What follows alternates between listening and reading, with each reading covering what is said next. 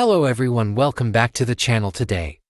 I'm going to be reviewing The Marvels. Let's get into it. The movie is directed by Nia DaCosta. It's written by Nia DaCosta, Megan McDonnell and Elisa Krosik. The movie is based on Marvel Comics. It's produced by Kevin Feige. The cinematography is by Sean Bobbitt. The movie is edited by Katrin Hedstrom and Evan Schiff. The music is by Laura Karpman. The production company that helped make this film was Marvel Studios. The film was distributed by Walt Disney Studios Motion Picture.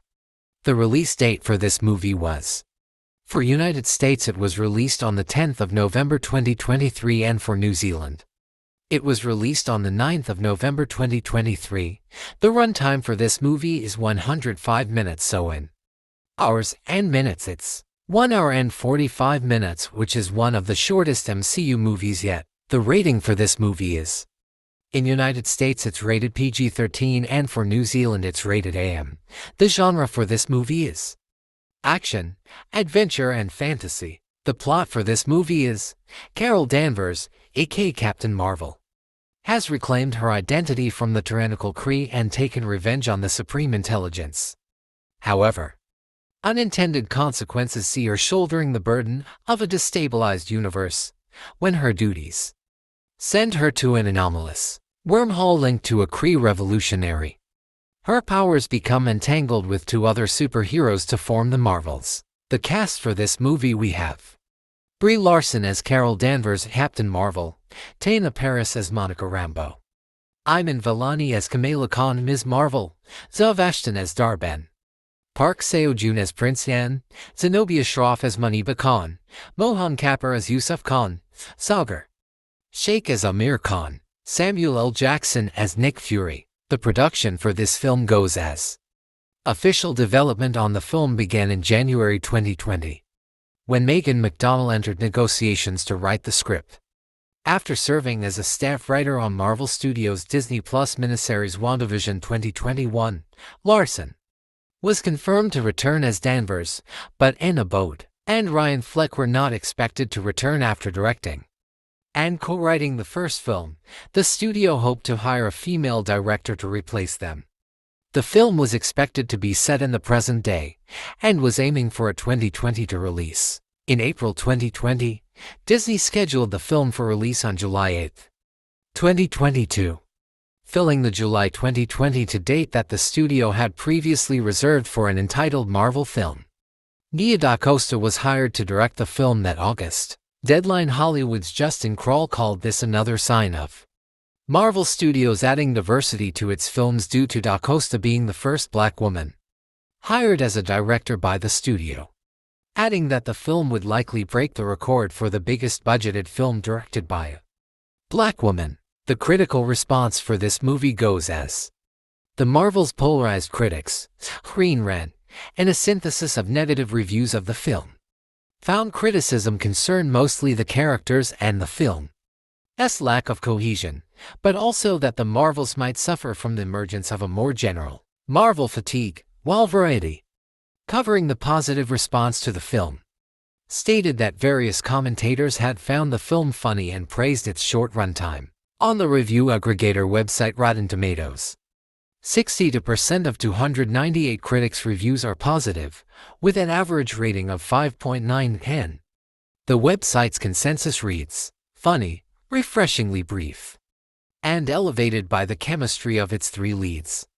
The Marvels is easy to enjoy in the moment despite its cluttered story and jumbled tonal shifts. Metacritic, which uses a weighted average, assigned the film a score of 50 out of 100, based on 56 critics, indicating mixed or average reviews. Audiences surveyed by CinemaScore gave the film an average grade of B on a +2 scale, tied with Eternals 2021 and Ant-Man and the Wasp: Quantumania 2023 for the lowest score of the MCU, while those polled by Postrat gave it a 73% positive score. Now onto my thoughts. In The Marvels, Ms. Marvel takes center stage, delivering a performance filled with charm and energy. However, the movie assumes a pre-existing knowledge of her show, potentially alienating casual Marvel fans who may not be aware of its existence. While the film introduces Ms. Marvel's family dynamics, They are somewhat underutilized in the final act. Nevertheless, their presence at the beginning of the movie brings a welcome warmth. Contributing to a positive and engaging start, the film initially feels like a direct sequel to her series, which could be a stumbling block for those unfamiliar with it. Monica's role and introduction into the film are well executed, providing depth and intrigue.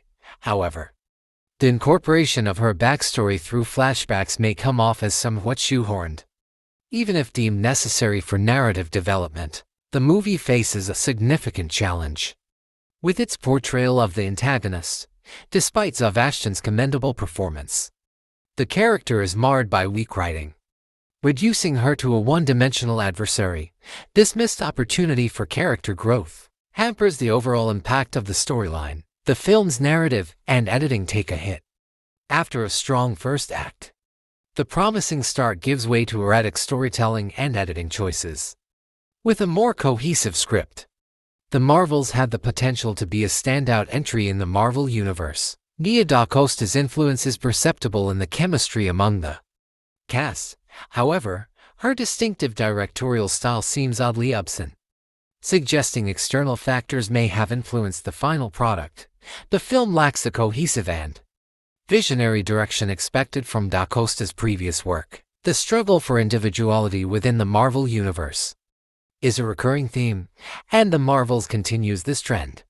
While the film offers more enjoyable moments, it still grapples with distinguishing itself from the vast array of Marvel films, highlighting the challenge of maintaining freshness within a well-established formula.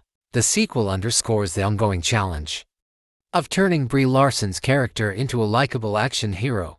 Despite Larson's undeniable talent, the film's inability to elevate the character raises concerns about the overall direction of Captain Marvel within the Marvel Cinematic Universe. The Marvels, positioned as a sequel to Captain Marvel, feels somewhat disconnected, especially considering the need for further exploration of Carol's character.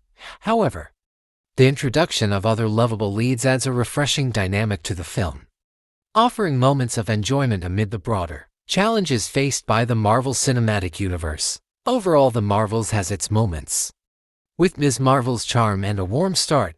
However, a weak villain, and even storytelling, and a lack of directorial coherence hinder its overall impact. The film struggles with the broader challenge of standing out in the Marvel Universe. Brie Larson's character remains a puzzle. Despite these issues, the introduction of other lovable leads adds some fun to the experience. Now for my score, I will be giving it stars. I will give it a 3 out of 5. For percentage, I will give it a 60%. For grade, I will give it a C. And out of 10, I will give it a 6 out of 10. Thank you for watching this video. I hope you enjoyed it. Stay tuned for more content coming soon.